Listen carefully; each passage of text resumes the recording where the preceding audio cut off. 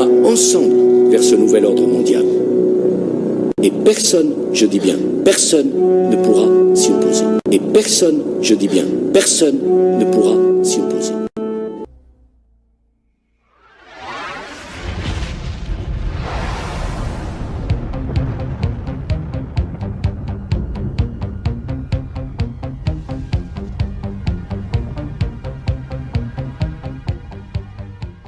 Environ 130 ans, il existe des efforts ciblés pour la mise en place d'un ordre mondial, mais l'idée était déjà apparue dans l'ancienne Babylone.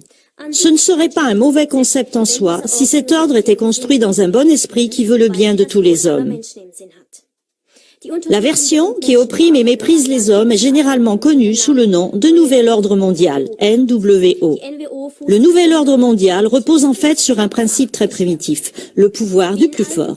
Comme dans tous les empires, les dirigeants veulent avoir le contrôle sur les ressources et sur des esclaves. Pour que les hommes soient dociles, ils doivent être amenés dans une position de soumission. Cela se fait au travers d'une déstabilisation économique, militaire et psychique. Voici quelques exemples de la façon dont cela se passe aujourd'hui. Microsoft abuse de son omniprésence pour soumettre des entreprises et des personnes privées à une surveillance de grande ampleur. Les États-Unis abusent de l'Allemagne, vaincue il y a 70 ans, et aux frais de celle-ci, ils mènent des guerres dans de nombreux pays. Les médias censurent les voix qui nous mettent en garde. Les plans d'éducation servent à la déstabilisation psychique des parents et des enfants. La crise des réfugiés mène à la déstabilisation économique et psychique de l'Europe. Mais comment, ou plutôt par quelles mains, ces idées et ces efforts devraient-ils et doivent-ils être exécutés pour un nouvel ordre mondial ? Les débuts du nouvel ordre mondial remontent au XIXe siècle. Le Britannique Cecil John Rhodes, homme d'affaires dans les diamants et francs-maçons, est l'un des principaux précurseurs auxquels on a eu recours pour introduire un nouvel ordre mondial. Rhodes a laissé sa fortune considérable dans la fondation Rhodes qu'il a lui-même créée. Cette fondation a pour but d'acheter des étudiants dans des universités au moyen de bourses d'études afin de les former pour des idéologies politiques et religieuses. Depuis 1903, 7688 boursiers ont été choisis pour être ensuite placés dans des positions clés dans le domaine politique, économique, financier, militaire, religieux, éducatif, dans les services des renseignements et du journalisme. Quelques-uns de ces boursiers les plus connus étaient par exemple le président américain Bill Clinton, l'ancien chef de la CIA James Woolsey ou le dirigeant en chef de l'OTAN Wesley Clark. Par cette infiltration permanente, ce qui se passe dans le monde depuis un siècle est habilement dirigé dans la direction d'un gouvernement mondial unique. Mais si ces abus de pouvoir sont encore et encore mis à la lumière, alors le nouvel ordre mondial ne pourra pas subsister.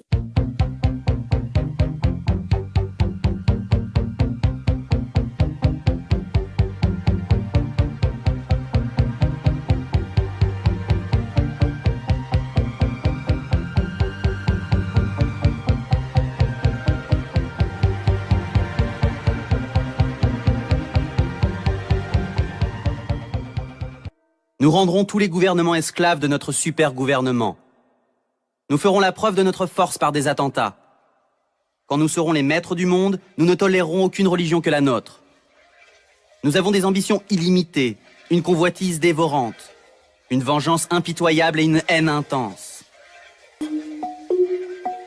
Les protocoles se présentent comme le compte-rendu d'une réunion secrète au cours de laquelle les sages de Sion, un comité composé de juifs du monde entier, annoncent leur plan machiavélique pour prendre le pouvoir dans le monde.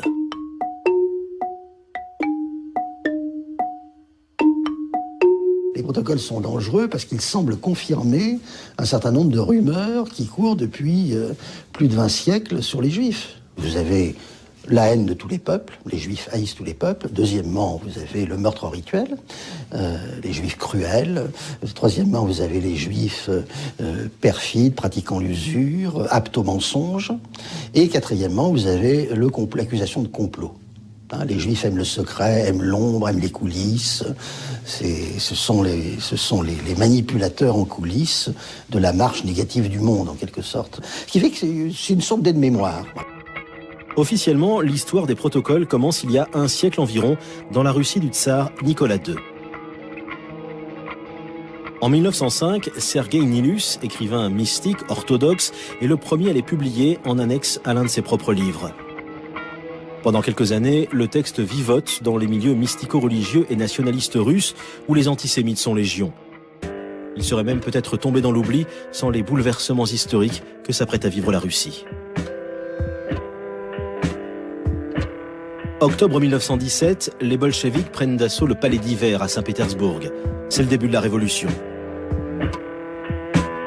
Et quand en juillet 1918, le tsar Nicolas II est assassiné avec toute sa famille à Ekaterinbourg, le meurtre est immédiatement interprété par les Russes blancs comme crime rituel juif. Pour le savoir, il faut aller au texte de l'Ancien Testament, c'est-à-dire Deutéronome, Lévitique, les Nombres. Qu'est-ce que dit l'Ancien Testament? Que Dieu a choisi un peuple qu'il a fait son peuple élu ou choisi, c'est-à-dire c'est un peuple qui a été choisi, qui est donc supérieur aux autres peuples, à qui il a promis une terre promise qu'il faut d'ailleurs prendre de force aux gens qui y habitent déjà. Il ne faut pas oublier que cette terre est promise, elle n'est pas la terre des ancêtres, elle est promise, c'est une terre qu'il faut voler et qu'il faut conquérir par la force, la brutalité, c'est bien dans l'Ancien Testament, pour de ce lieu-là, que ce peuple choisi par ce Dieu règne sur les autres nations, qui le détruira et réduira en esclavage. Voilà, donc c'est ça le substrat de l'Ancien Testament. Donc c'est la prétention d'un peuple choisi par un Dieu vengeur et belliqueux à la suprématie mondiale en réduisant les autres peuples, les autres nations en esclavage. Several underlying themes to the behavior and attitudes of religious Jews. The most fundamental theme is that the Jews have been chosen by their tribal god, Yahweh, to own and rule the earth. One can see a quite explicit statement of this theme in the book of Isaiah. In the 60th and 61st chapters, the prophet raves that eventually all the wealth of the Gentiles shall be delivered to the Jews, that the Jews shall, quote, suck the milk of the Gentiles, while the Gentiles all become servants of the Jews. Or to use Isaiah's quaint mode of expression, the Gentiles shall stand and feed your flocks, and be your plowmen and your vine dressers. The Talmud is full of elaboration and explication of this theme of the special nature and status of the Jews, of their being chosen to be the owners and rulers of the earth. It is the Torah, the first 5 books of the Old Testament, which contains the basic Jewish doctrines.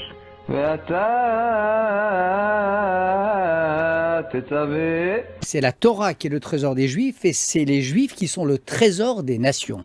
Et après, si on veut faire compléter, comment s'acquiert cette qualité juive? Par le sang de la mère. Donc c'est une prétention à la supériorité qui se transmet par le sang, qui est donc la définition la plus radicale du racisme. Et si après on va, ça c'est donc Torah, l'Ancien Testament, et après le Talmud, on peut s'intéresser au Talmud, introduction au Talmud du rabbin Steinsaltz, qui fait autorité, ou aller le livre des égarés de Maïmonide, il est bien clairement dit que ne sont, et Attali nous l'a rappelé récemment dans une petite conférence interne, mais qui était sortie sur Internet. Je ne crois pas que faire des enfants suffise à en faire des êtres humains dignes de ça. C'est pas parce qu'on a 7 enfants qui seront des êtres humains ou des juifs, ce qui revient au même pour moi. C'est un être humain, c'est pareil. Que selon le judaïsme, il n'est d'humains que les juifs, les autres sont des animaux que Dieu a destinés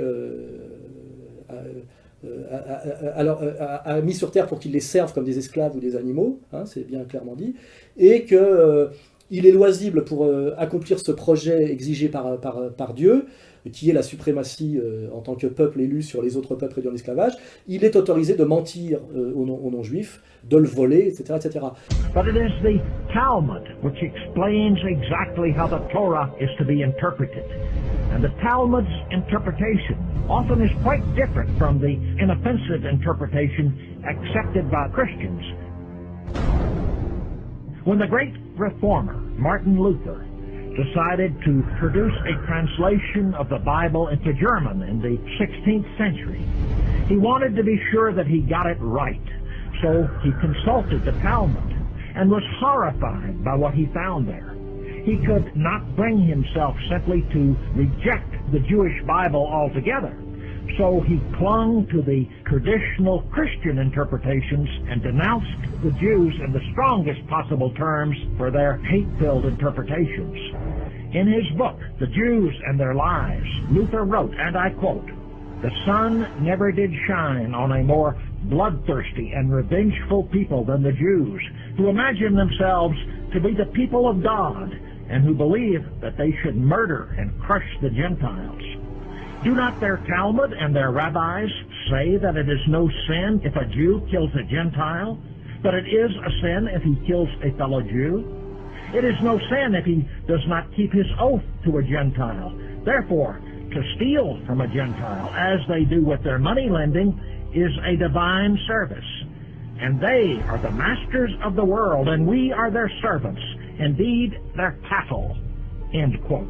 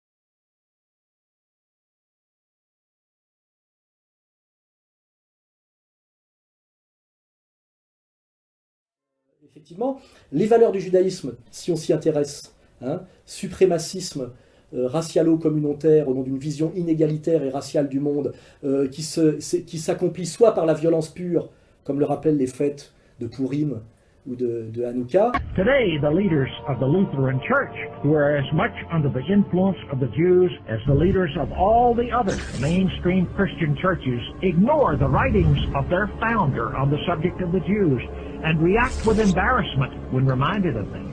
They pretend that Martin Luther didn't really mean what he wrote about the Jews and Judaism.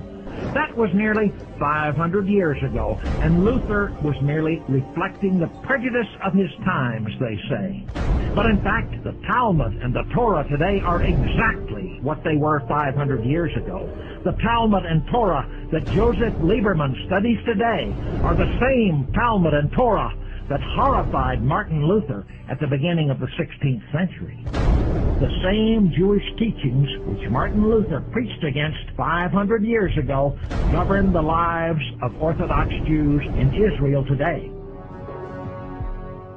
Je crois quand même qu'il faut rappeler l'histoire de France. L'émancipation des Juifs a été faite en France par Robespierre, qui était la main tendue en disant que les Juifs pouvaient devenir des citoyens français à part et entière. C'est-à-dire qu'ils adhéraient aux valeurs de la République, ils accédaient à la citoyenneté, et l'échange, c'était qu'ils renonçaient aux valeurs du judaïsme on va dire, que j'appelle moi talmudo-sioniste, c'est-à-dire à ce suprémacisme ethnico-religieux, belliqueux et haineux.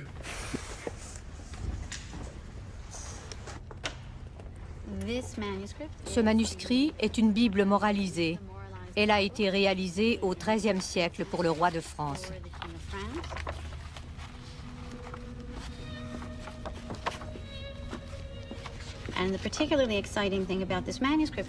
L'intérêt de ce manuscrit est qu'il contient des illustrations assez uniques de la vie quotidienne à Paris au Moyen Âge.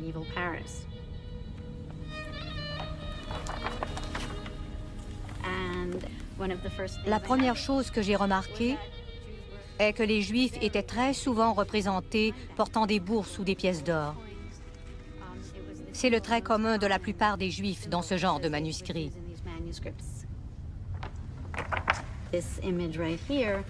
Cette miniature représente le Christ condamnant des pécheurs et la personne qui figure au premier plan est un homme qui porte un sac d'argent autour du cou, ainsi qu'une autre bourse dans la main. Le chapeau pointu et la barbe indiquent que c'est un Juif. Ces signes représentatifs sont apparus au Moyen Âge. Ma première question est pourquoi? Pourquoi ces associations permanentes entre les Juifs et l'argent? Le contexte historique nous éclaire un peu. Depuis le Nouveau Testament, une longue tradition associe les Juifs à l'avidité. Également, de nombreuses preuves remontant au XIIe siècle, en France, portent à croire que les Juifs pratiquaient le prêt à intérêt. Et c'est tout à fait justifié.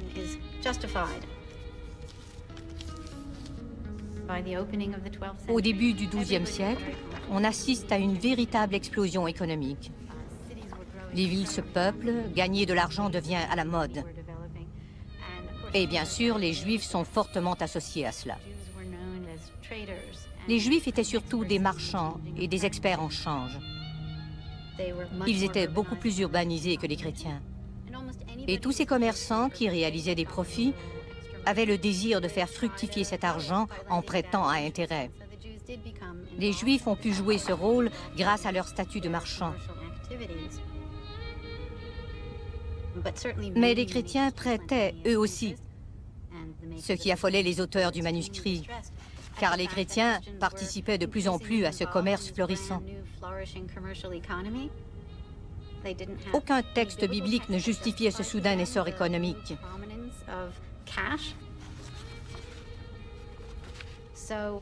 En qualifiant cette activité de juive, les auteurs voulaient empêcher les chrétiens de prendre part à ce fait typiquement juif. Évidemment, le message sous-jacent était que tout chrétien pratiquant le prêt usuraire faisait de lui un juif.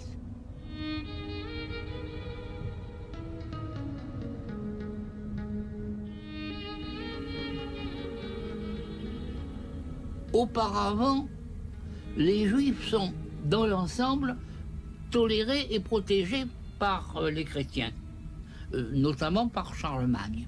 Mais au XIe, XIIe siècle, se forme l'idée de la chrétienté. C'est-à-dire que les pays occupés par les chrétiens, essentiellement l'Europe, doivent former une communauté de même nature et unie. Et la formation de la chrétienté amène l'exclusion de ceux qui ne sont pas chrétiens. Les Juifs ne peuvent pas, par exemple, posséder la terre, donc exclus de l'économie agraire. D'autre part, tous les métiers sont contrôlés par l'Église et par la royauté naissante. Et les statuts disent tout simplement que seuls les chrétiens peuvent exercer les métiers. Ça exclut automatiquement, du coup, les Juifs. Ce qui leur reste, c'est le commerce de l'argent, d'autant plus que les chrétiens, eux, ne peuvent pas, théoriquement, prêter à intérêt à d'autres chrétiens. Tandis que, pour les Juifs, le prêt à intérêt est la seule façon de gagner leur vie et de se maintenir. Mais prendre un intérêt sur l'argent, c'est vendre le temps. Et le temps n'appartient qu'à Dieu. C'est-à-dire qu'en étant prêteurs à intérêt, les Juifs sont aussi des sacrilèges.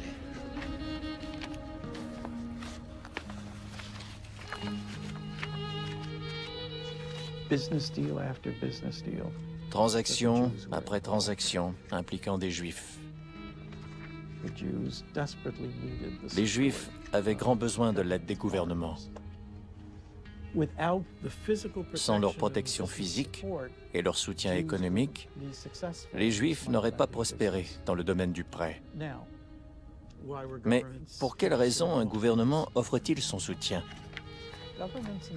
Les gouvernements, au Moyen-Âge, ont du mal à collecter les impôts.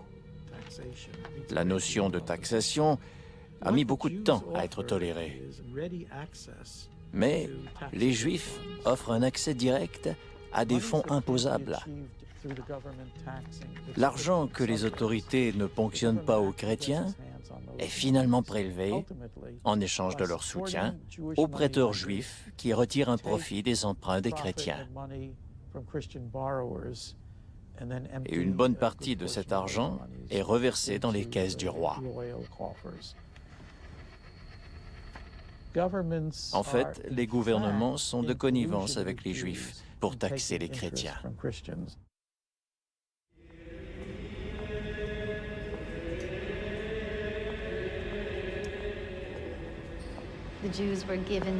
Les Juifs étaient surnommés les éponges du roi. On disait qu'ils absorbaient la fortune des chrétiens pour la reverser ensuite dans les coffres du royaume. Les rois, ayant toujours besoin d'augmenter leurs revenus, ils intensifièrent leur pression. Les guerres s'éternisaient, la bureaucratie coûtait de plus en plus cher, et les rois ont augmenté leur pression sur les Juifs en leur imposant des taxes colossales. Les gens devaient rembourser des dettes accablantes, et cela a généré un profond ressentiment.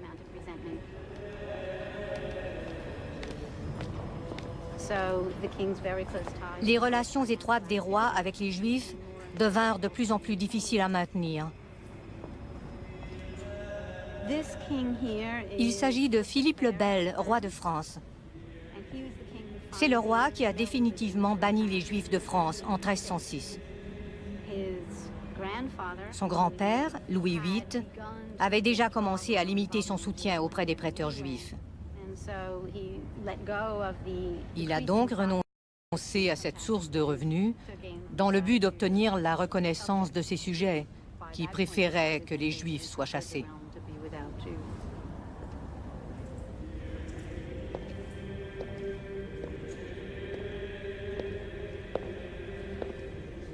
À partir du XIVe siècle, les chrétiens trouvent deux types de comportements à l'égard des Juifs.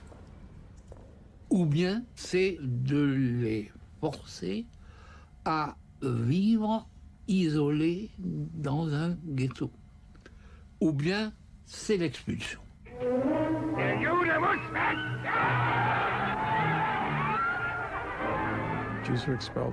Les Juifs furent chassés d'Angleterre, ils furent chassés de France, ils furent chassés d'Espagne et du Portugal.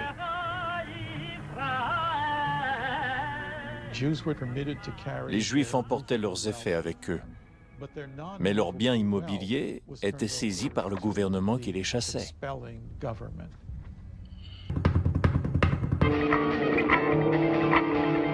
Il faut dire que le contexte est propice. Le sionisme, mouvement de libération nationale juif, est alors en plein essor. Il alimente tous les fantasmes antisémites.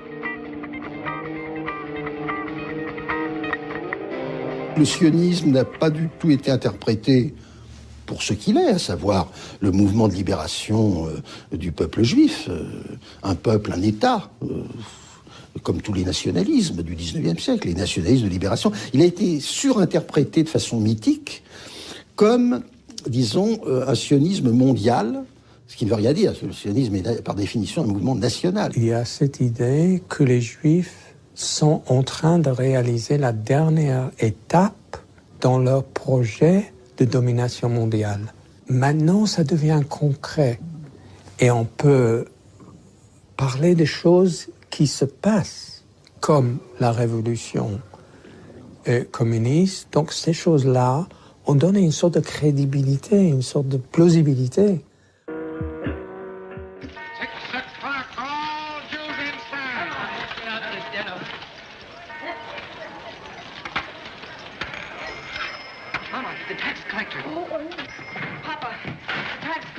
He's down the street. Let go. The tax collector, boys. Open up, you. Who is it, Nathan? Alan Rothschild. Why, it's my good friend, the tax collector. Bring out your account book. Certainly, sir. Here it is. Never have I known such a bad month. No. What do you take me for? Rothschild, you're doing more business than any Jew in Jew Street. You're going to pay 20,000 gulden. 20,000? Oh. Why, a council of the big merchants in the city doesn't pay as much as that. That's another matter. He's outside the ghetto. Oh. He's not a Jew.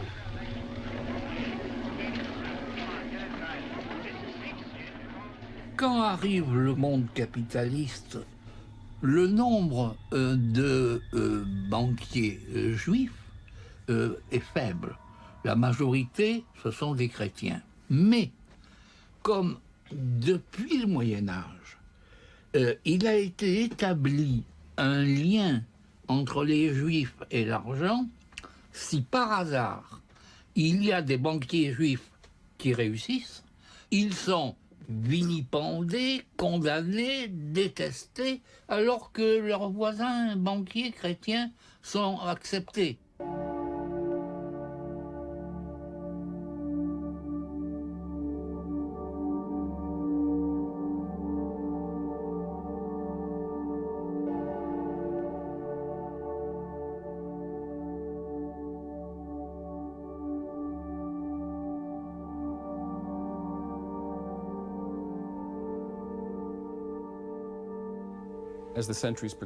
Les siècles s'écoulent et nous arrivons à l'ère moderne.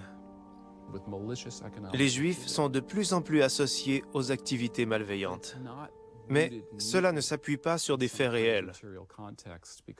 La plupart des Juifs à cette époque sont pauvres et ne prêtent pas d'argent. Il y a une très faible minorité de Juifs aisés et une majorité écrasante de pauvres.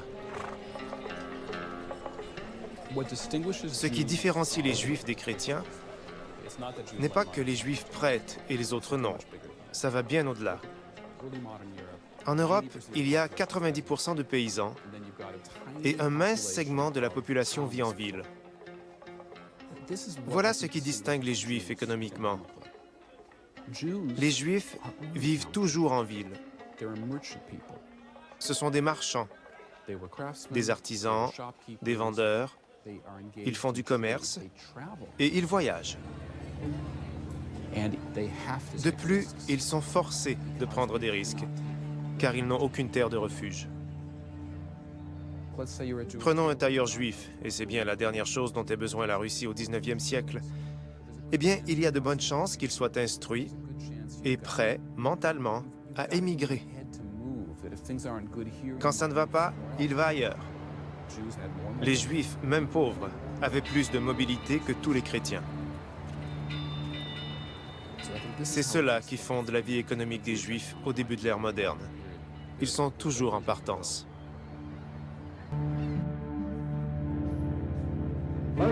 Outwardly, they fit right in with their hosts. They look almost like genuine Americans. Bernard Baruch, Jewish financial advisor and friend of the American president. Jewish business blooms as never before. By the beginning of the 20th century, the Jews are sitting at all junctions of the world's money market. They're an international power. Their capital enables them to terrorize world exchanges, world opinion, and world politics. not through honest work, but through usury, swindling, and fraud.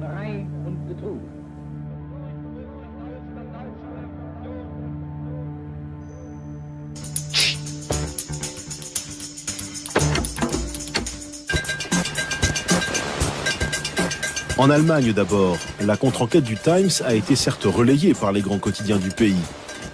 Mais les révélations ont eu peu d'effet ici, et pour cause.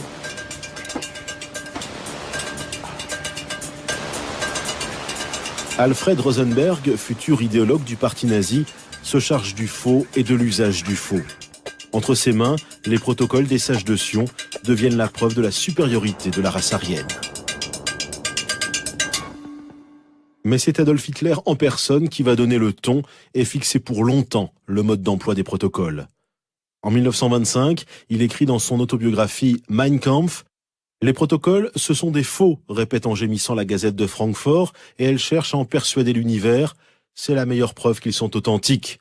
Le meilleur moyen de juger ces révélations est de les confronter avec les faits historiques des 100 dernières années à la lumière de ce livre. Hitler dit une chose qui sera répétée par la suite jusqu'à nos jours. Il dit en fin de compte, la genèse, les racines des protocoles et la question est-ce que c'est authentique ou pas authentique n'est pas l'essentiel. Ce qu'il faut voir, c'est la réalité quotidienne. C'est les changements politiques qui se passent de nos jours ou à n'importe quel moment historique qui prouvent la vérité des protocoles. Hitler et ses dirigeants ont cru qu'ils avaient découvert le secret, la clé de l'histoire. Les événements vont servir la cause du Führer. 1929, la bourse à New York s'effondre. La crise économique laisse des millions de gens sur la paille. Les protocoles sont là, prêts à livrer leur ration de haine. Dans le rôle du bouc émissaire, le juif capitaliste vient maintenant prendre la place du juif bolchevique. Les protocoles deviennent à la faveur de la crise une source d'inspiration inépuisable pour la machine de guerre nazie. Ich will heute wieder ein Prophet sein. Wenn es dem internationalen Finanzjudentum in und außerhalb Europas gelingen sollte, die Völker noch einmal in einen Weltkrieg zu stürzen, dann wird das Ergebnis nicht die Bolschewisierung der Erde und damit der Sieg des Judentums sein, sondern die Vernichtung der jüdischen Rasse in Europa.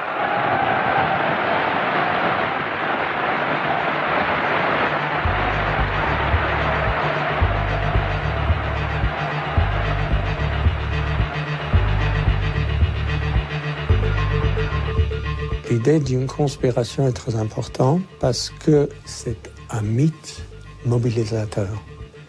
Il faut mobiliser les gens. Il faut créer cette image qu'on lutte contre des forces qui sont très menaçantes.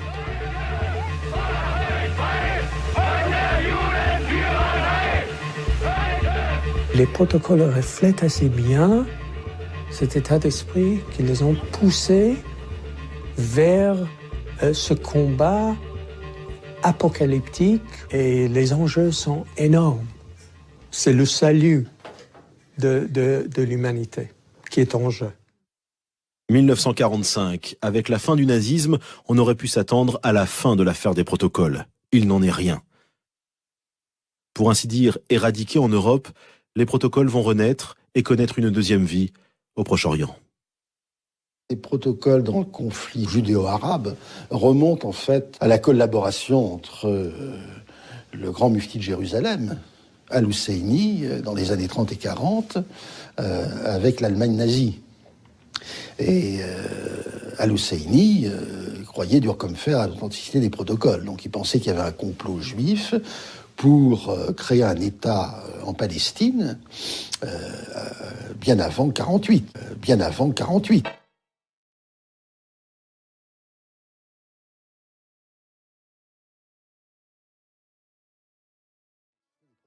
Il pensait qu'il y avait un complot juif pour créer un État en Palestine bien avant 48.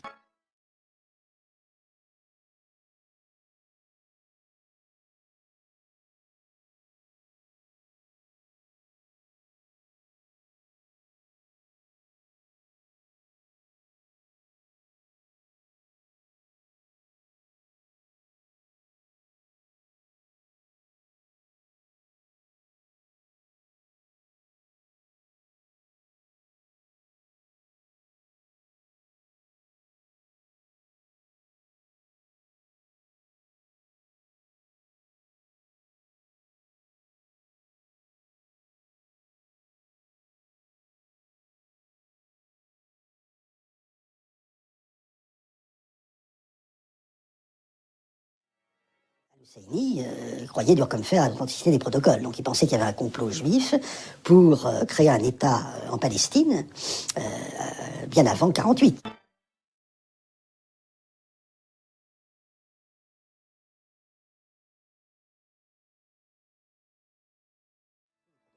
pensait qu'il y avait un complot juif pour créer un État en Palestine bien avant 1948.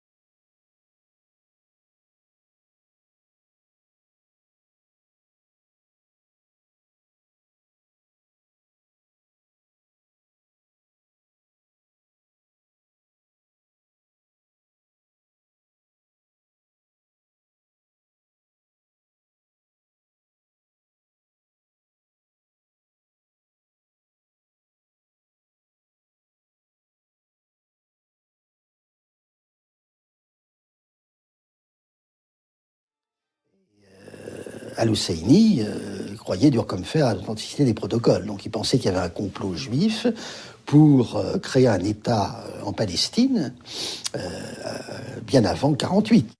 Hitler, Al-Husseini, les chemins sont différents, mais le but est le même. Grâce à cet axe, improbable au départ, les protocoles prolongent leur existence pour au moins un demi-siècle. En douce, l'antisémitisme et l'antisionisme viennent d'opérer leur jonction. 1948, naissance de l'État d'Israël. Dans le monde arabe, c'est la stupeur. L'opinion est mûre pour les protocoles.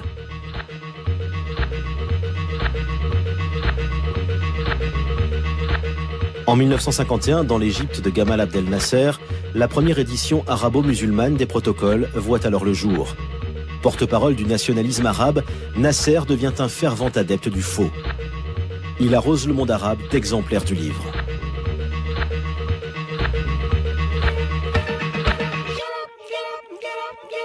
Dans le monde arabe, les Juifs étaient traditionnellement considérés comme un peuple de faibles et de lâches.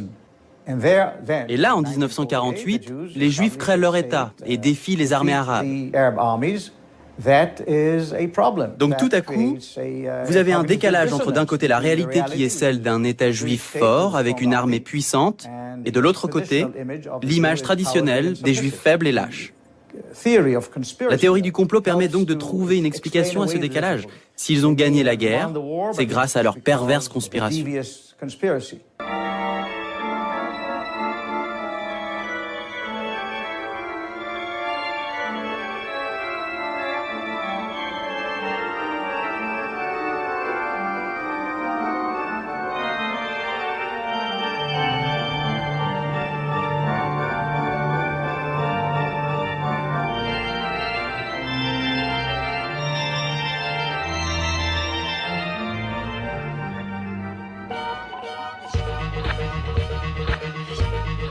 Les choses s'accélèrent en 1967 lors de la guerre des 6 jours.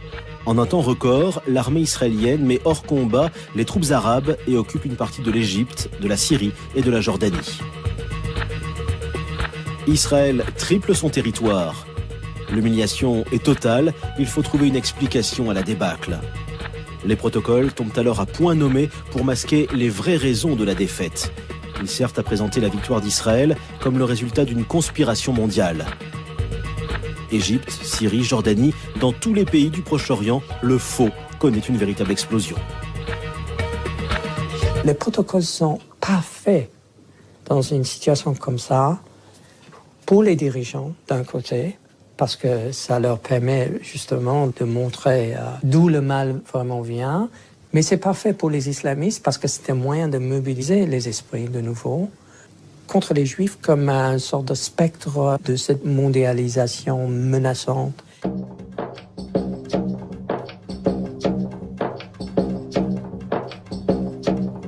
À chaque moment de crise qui oppose le monde musulman à l'Occident, les protocoles reviennent en force. Ainsi, aujourd'hui, le monde arabe, gangréné par l'islamisme, est devenu le foyer principal des protocoles des sages de Sion. ce soit le 11 septembre ou la guerre en Irak, le faux est à chaque fois remis au goût du jour pour expliquer la marche du monde et désigner les coupables. Toujours les mêmes, bien sûr. Ces Juifs qui sont venus de partout pour envahir les pays arabes, et en particulier la Palestine, font partie d'un plan.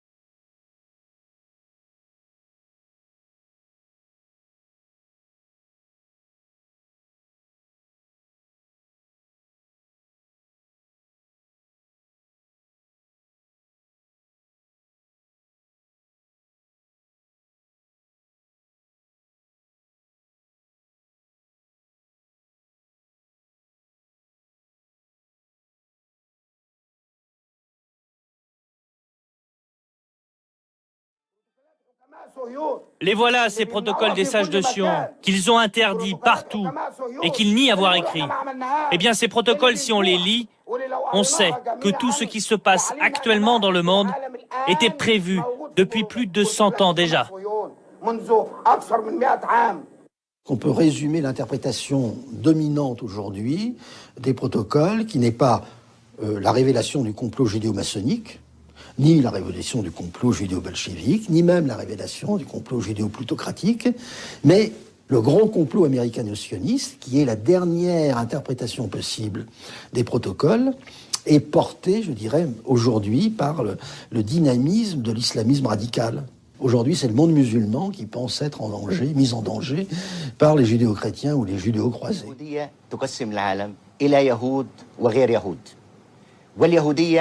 Le judaïsme divise le monde en juifs et non-juifs. Le judaïsme est hostile envers le christianisme et l'islam.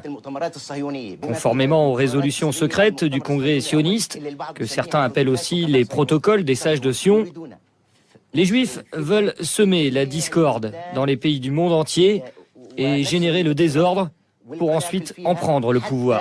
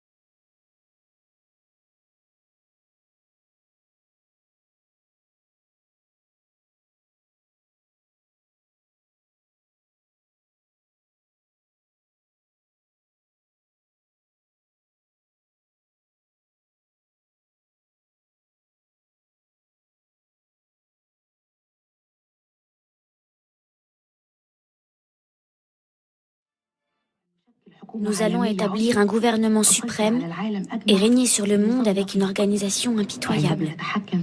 Quand nous aurons pris le contrôle, nous allons gouverner le monde entier. Qu'est-ce que c'est? Qu'est-ce qui se passe, Cheikh Ahmed?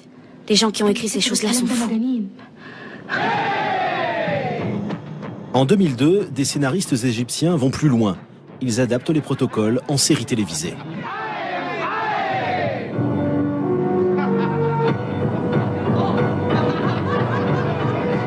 Le cavalier sans monture prétend en effet retracer l'histoire de la création de l'État d'Israël au début du XXe siècle. Devinez d'où viennent les dialogues, presque mot pour mot, des protocoles des sages de Sion. L'or, chers amis, est notre atout le plus puissant. Grâce à l'or, nous avons un pouvoir de vie ou de mort. Mais nous n'allons pas choisir la vie. D'après le 22e protocole, il faut injecter de l'argent dans la base pour combattre nos ennemis. Le Cavalier sans monture est la première production de la petite chaîne privée Dream TV, dirigée par Ahmed Bagat, un homme d'affaires égyptien. La série est diffusée dans 17 pays arabes. Elle soulève une vague de protestation des communautés juives dans le monde entier. En réalité, je ne savais même pas qu'il était question des protocoles dans la série, jusqu'à ce que les Américains commencent à protester. Alors là, j'ai commencé à me renseigner pour savoir ce qui se passait. Parce que, à la base, ce que nous avions produit, c'était en fait une série comique.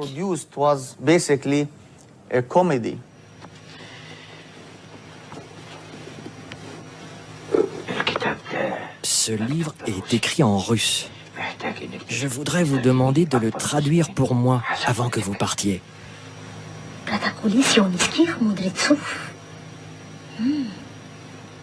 Les protocoles des sages de Sion.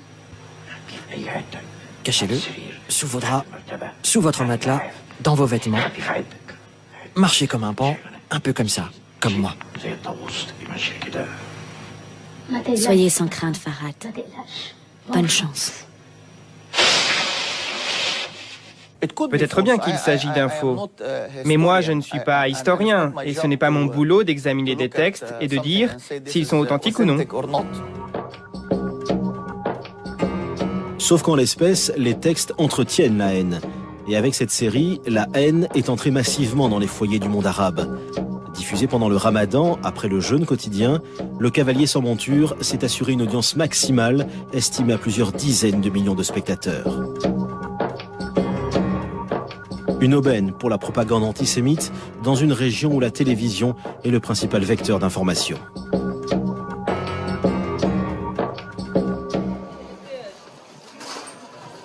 Au Proche-Orient, certains ont même donné au protocole des sages de Sion une légitimité politique. Le Hamas, par exemple, branche des frères musulmans en Palestine, a intégré le faux dans son programme. Article 32 de la charte du Hamas. La conspiration sioniste n'a pas de limite. Leur plan a été énoncé dans les protocoles des sages de Sion et leur conduite actuelle en est la meilleure preuve.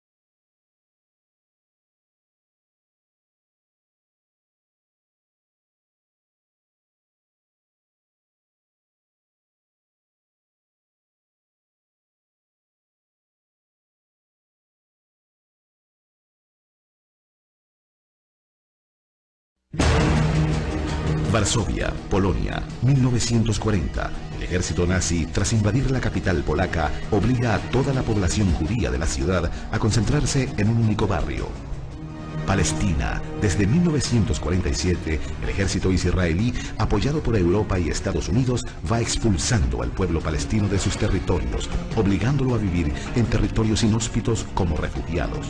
Varsovia, Polonia, 1940. El ejército hitleriano construye un muro para delimitar el gueto judío. Palestina, año 2002. El Estado israelí comienza a construir un muro para enclaustrar a la población palestina. Polonia, 1940. Los nazis construyen el más mortífero campo de concentración, Auschwitz. donde comienzan a exterminar a la población judía, hombres, mujeres y niños. Gaza, Palestina, diciembre de 2008.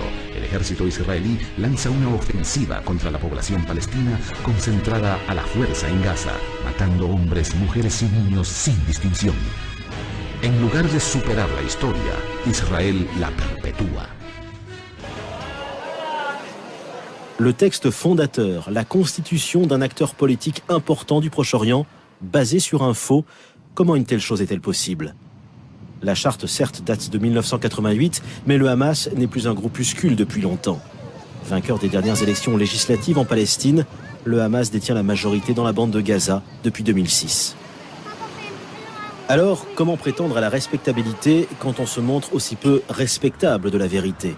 Pour en avoir le cœur net, nous sommes allés à Gaza pour poser cette question à deux cofondateurs du Hamas.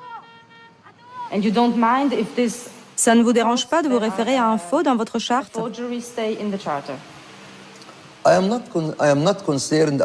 Je m'en fiche de savoir si les protocoles sont dans la charte ou pas.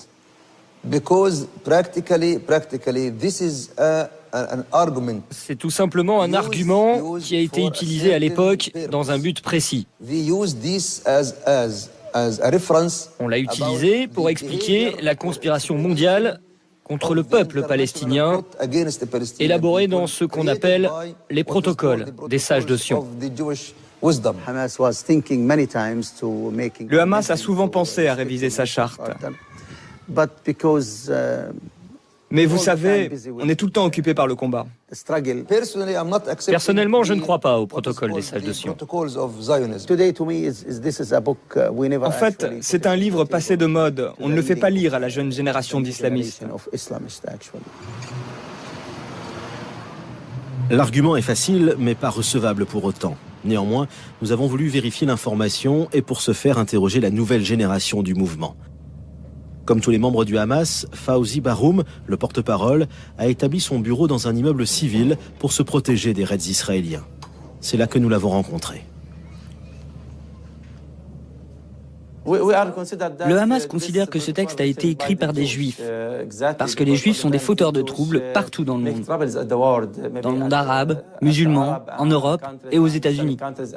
C'est tout le temps la même chose. Là où il y a un juif, il y a un problème. Et si je pouvais vous prouver que les protocoles n'ont pas été écrits par les juifs, mais qu'il s'agit d'un faux? Non, on lit partout que ces protocoles ont bien été écrits par les Juifs eux-mêmes. Le but était de trouver une solution pour créer leur État, comme ils le disent d'ailleurs dans les protocoles.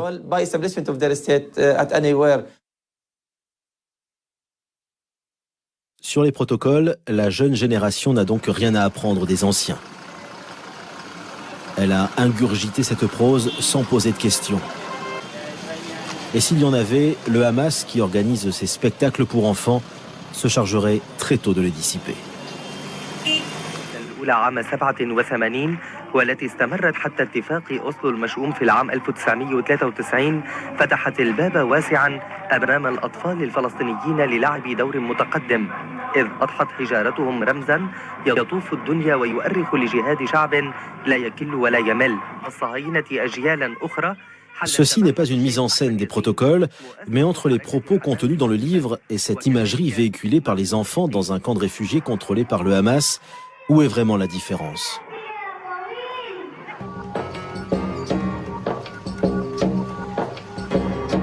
Même en dehors des milieux islamistes, les protocoles restent un texte de référence dans la bande de Gaza. On les trouve en librairie, on les trouve aussi dans les bibliothèques universitaires. Et pas seulement dans celles contrôlées par le Hamas. C'est ainsi le cas à Al-Azhar, l'université du Fatah.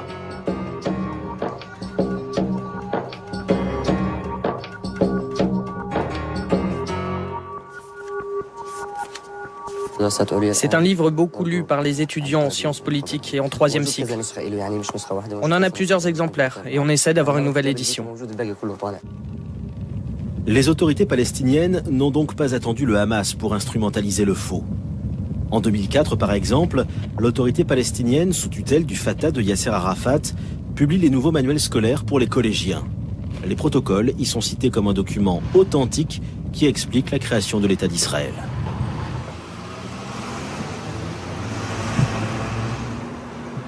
Depuis que le Hamas est au pouvoir à Gaza, les relations avec le Fatah se sont détériorées. Aujourd'hui, le Fatah semble plus disposé qu'hier à faire la paix avec Israël. Nous avons donc essayé de savoir si sur le sujet des protocoles aussi, le nouveau Fatah avait changé.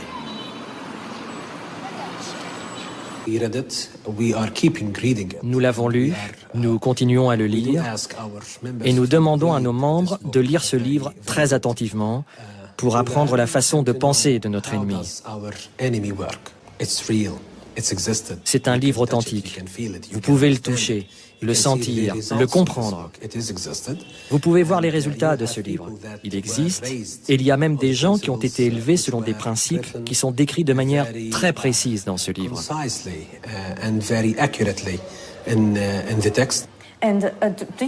Est-ce que Yasser Arafat a lu les protocoles?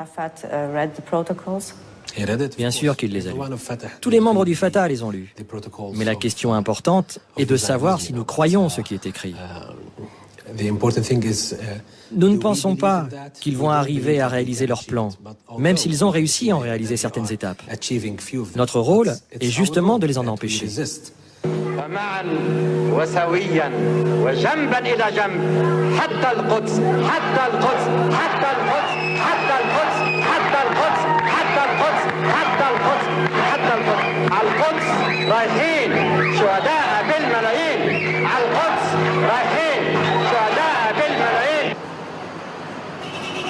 En voyant ces images, comment ne pas être inquiet?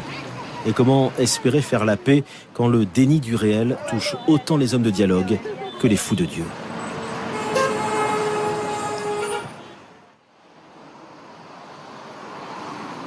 Retour en Europe. Ici, depuis la fin de la Deuxième Guerre mondiale et la Shoah, les protocoles sont tombés dans l'oubli. Dans certains pays, dont la France, la publication du faux est même punie par la loi. Mais est-ce la fin de l'imposture pour autant? Ici les Moulineaux, en banlieue parisienne. Salut Adolphe. Voilà.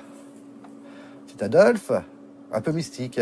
Alors bon, il y a des nostalgiques qui n'ont pas trouvé très ressemblant. Pourtant, puis voilà le titre, Père Israël. Car Adolphe est le véritable Père Israël. Alain Guillonnet est éditeur d'extrême droite. Et à ce titre, il a publié les protocoles des sages de Sion. Oui, donc voici les numéros où j'ai publié le protocole des sages de Sion, mai 1990. Ce sont des textes qui sont authentiques. Il ne s'agit pas de douter de leur authenticité. Le protocole se retrouve à tous les moments clés de l'histoire du XXe siècle. La domination juive est de plus en plus manifeste, avec tous ces actes barbares.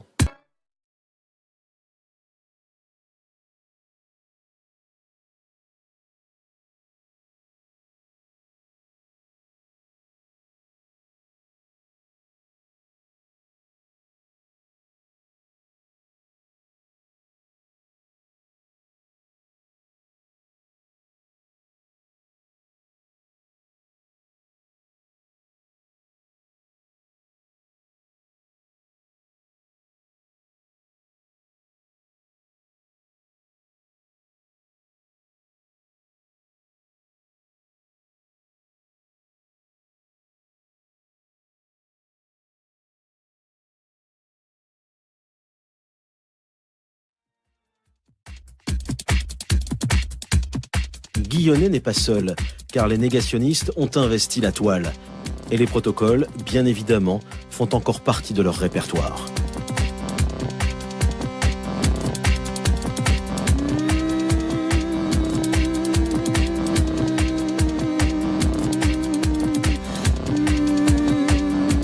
L'Internet permet de diffuser à la fois le texte de base, les différents commentaires, et également toutes ces variantes multiples, et actualisées à la sauce d'aujourd'hui, 21e siècle. On est aux États-Unis. Là, cette fois-ci, c'est les Juifs qui contrôlent le cinéma. Et vous avez des noms, c'est toujours le même principe, de réalisateurs juifs, y compris français d'ailleurs, qui dominent l'industrie cinématographique. Alors évidemment, c'est toujours le même principe, ces gens-là dominent. Les uns dominent le monde, les autres dominent le cinéma, les troisièmes dominent la finance, les quatrièmes dominent dans le journalisme. Il n'y a pas forcément marqué protocole des sages de Sion, mais c'est la même idée. C'est l'idée que les juifs contrôlent le monde. C'est le danger juif, quoi. Et ça, vous prenez les protocoles des sages de Sion du 19e siècle, vous tournez en moulinette, et pouf, vous sortez ceci, version 21e siècle. Version 21e siècle aussi en Russie, la mère patrie du faux.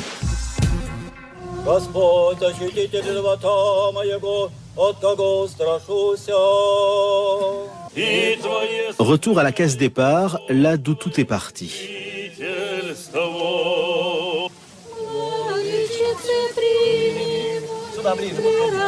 Khroustietsk, près de Moscou. Ce village de 2000 habitants attire régulièrement des pèlerins de toute la région. Ici, on trouve la tombe de Sergueï Nilus, le premier éditeur des protocoles.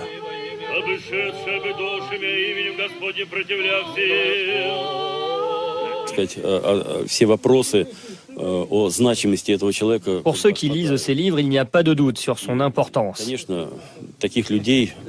Et bien sûr, c'est un péché de ne pas vénérer cet homme. En lisant les livres de Nilus, on devient plus intelligent.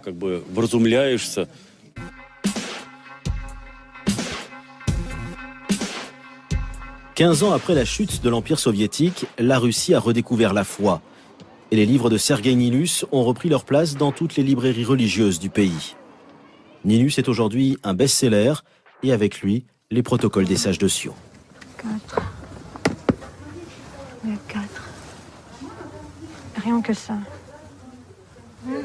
А вы читали сами эту книжку? Вам понравилось? Да, заставляет задуматься сильно даже.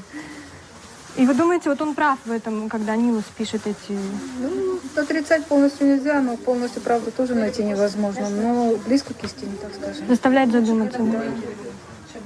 Спасибо. А вы давно вы их продаете? Ну, вообще-то мы их давно, они в разных изданиях у нас, они вообще-то давно. Лет 5? Больше даже. Хорошо. Comme il y a 100 ans, le faux est publié en annexe des livres de Nilus, ou en version abrégée dans les journaux de l'Église vendus à la sauvette. А у вас есть протоколы? У вас часто покупают «Русский вестник»? Ну, сравнительно, да. А кто покупает, вы не знаете? Ну, в основном православные, и мужчины, и женщины. Вот, у меня ушло сейчас 150 штук. Вот за среду, с четверга. Вот это последний номер. Optina Pustine, le monastère le plus important de l'église orthodoxe russe. Depuis la chute du communisme, ce monastère a retrouvé sa gloire d'antan. Aujourd'hui, il accueille les croyants de tout le pays. Nilus a passé la fin de sa vie à Optina. Autant dire qu'ici, à la bibliothèque du monastère, ses œuvres sont bienvenues.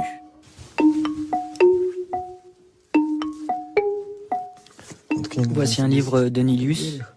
Et là-dedans, il y a les protocoles? Oui, voilà. Est-ce que vous pouvez les montrer? Voici le livre, la table des matières et les protocoles. On vous demande souvent les protocoles? Oui, souvent. On peut dire qu'à tout moment, un des frères est en train de les lire. Les frères empruntent ce livre, ils le lisent avec intérêt et ils en parlent avec foi. Ils ne disent pas que c'est un mensonge. Ils le lisent avec intérêt. Que s'est-il donc passé en Russie pour que les protocoles, tombés dans l'oubli après la révolution bolchevique, reviennent au premier plan? Retour en arrière pour comprendre. Années 80, Gorbatchev, la perestroïka, les opposants au régime communiste profitent du chaos et activent le mythe du complot judéo-bolchevique. C'est le cas des nationalistes du groupuscule Pamiyat. Son leader, Dimitri Vassiliev, fait circuler les protocoles en samizdat, sous le manteau. Le faux devient la bible de tous les nationalistes antisémites. Et lors de meetings politiques, Vassiliev se lâche. Le marxisme est issu du judaïsme. Et le communisme et le national-socialisme ont le même visage, à en juger par le nombre de leurs victimes.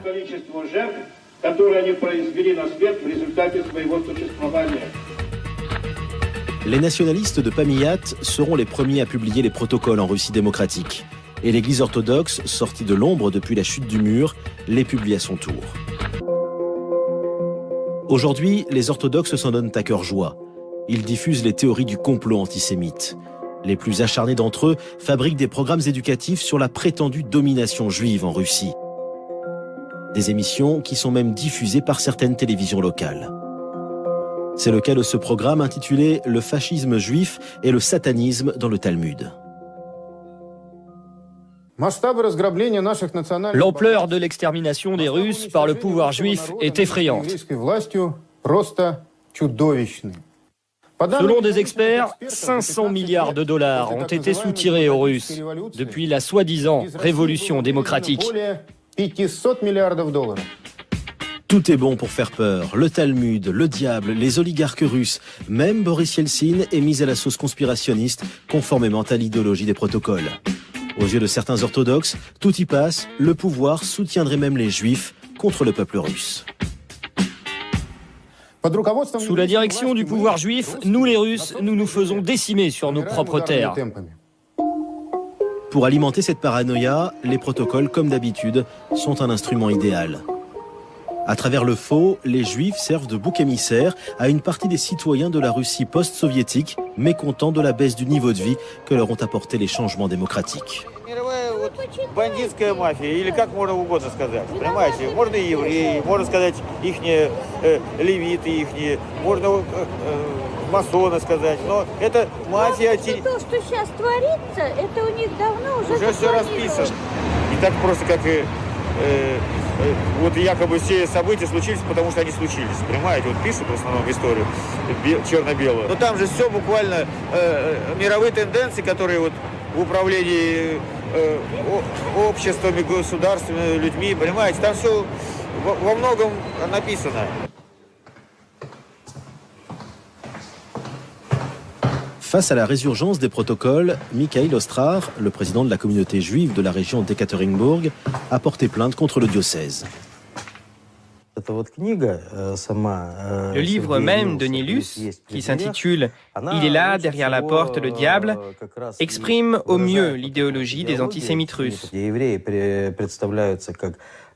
Les Juifs y sont présentés comme des adorateurs du diable, ennemis des chrétiens. Effectivement, la question centrale là-dedans, le mal, et plus précisément, parce que c'est pas le mal, c'est le diable. Puisque Jésus lui dit, Jésus parle de Satan, il dit que Satan est entré en lui. Qu'est-ce que Satan? Ce sont les apôtres qui disent ça. Qu'est-ce que Jésus ne le dit jamais. Bon, alors non, il dit l'un d'entre vous, l'un de vous est un démon. L'un de vous est un démon. Qu'est-ce que c'est que Satan?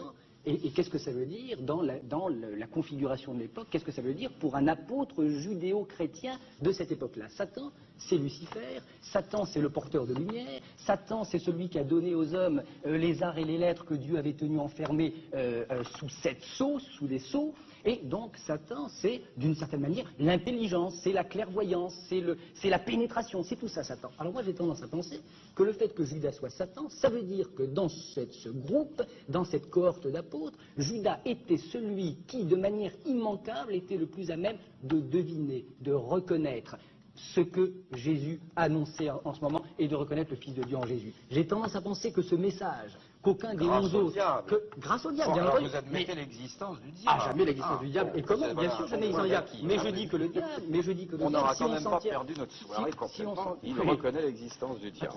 Pourquoi c'est pour vous j'ai tout important? Ah bon, ça me paraît essentiel. Pourquoi? Parce que c'est la face cachée de Dieu? Non, de Bernard-Henri. Ah bon? Donc c'est que oui, c'est ça, c'est que justement à cause de cette identification à Satan, moi j'ai tendance à penser que Judas était celui qui avait le mieux entendu et le mieux reconnu, qui était capable de reconnaître à des kilomètres cette identité nouvelle de ce nouveau Messie qui n'a pas grand-chose à voir au Messie ancien. Les autres apôtres, ils l'appellent le fils de David. Fils de David, ça n'a aucun sens pour le Christ, j'imagine. Judas était celui qui avait deviné en lui et derrière le fils de David ce nouveau Messie, ce fils de Dieu, ce fils de l'homme, comme il l'appelle aux chrétiens. c'est que moi je pense qu'il est urgent, on parle de réhabiliter Boukharine ici ou là, je pense qu'il est urgent de réhabiliter Juda. Voilà ce que je voudrais que vous compreniez. Et qui est que Judas était celui, non, qui n'a pas changé du tout, que Judas était, en raison même de la présence de Satan en lui, c'est-à-dire de cette puissance de lumière et d'intelligence, le seul probablement à croire ce que les 11 autres apôtres se contentaient de savoir, et encore savoir pas tout le temps. Parce que généralement, par exemple, lorsque Jésus leur demandait de rester éveillés, ils s'endormaient, lorsqu'il avait besoin d'eux, ils s'enfuyaient, etc. J'attends avec impatience que vous nous écriviez le testament du diable. Hein? Ça, ce sera un livre qui vous fera dédié. Direction Moscou, où se trouve le siège de l'Église orthodoxe. Je suis contre la propagation de ce texte massivement, d'autant plus dans les églises. Mais les historiens, ainsi que les gens qui réfléchissent aux réalités politiques, doivent le connaître. C'est aux politiques et aux intellectuels de réfléchir à la question de savoir pourquoi une grande partie de ce texte a pu devenir réalité. Pourquoi une certaine élite, je ne veux pas dire les juifs, je veux dire une élite appartenant à différents peuples, cache souvent ses décisions néfastes à ses propres peuples. C'est une question qui mérite d'être discutée. Cette déclaration prouve que même les hautes instances de l'Église orthodoxe s'inscrivent dans la théorie du complot. D'ailleurs, la plainte de Mikhail Ostrar n'a pas fait le poids contre l'influence de l'Église. La Cour a jugé les protocoles inoffensifs et le faux a retrouvé sa place dans la librairie du diocèse d'Ekaterinbourg. Quant aux moines, pourquoi se gêner quand la justice dit qu'on peut prendre un faux pour du vrai?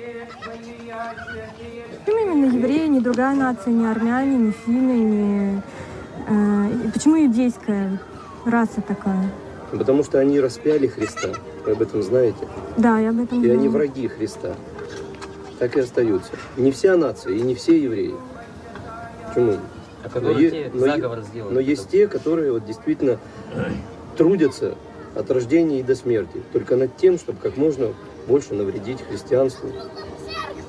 И получается, вы верите, то есть мировой заговор, он существует? Да ничего я не считаю, Господи помилуй. Вот, вы не зацикливайтесь вот так на этих протоколах.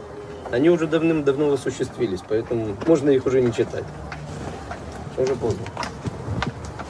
Что-то предпринимать, просто принять к сведению. До свидания. C'est le protocole des sages de Sion qui est un faux. Protocole des sages de Sion qui est un faux.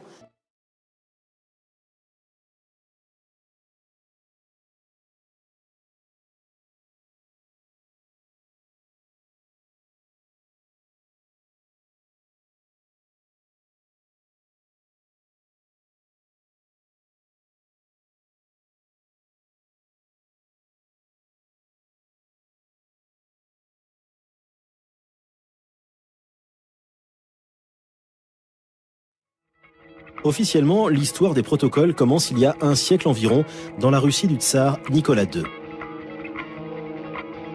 En 1905, Sergueï Nilus, écrivain mystique orthodoxe, est le premier à les publier en annexe à l'un de ses propres livres.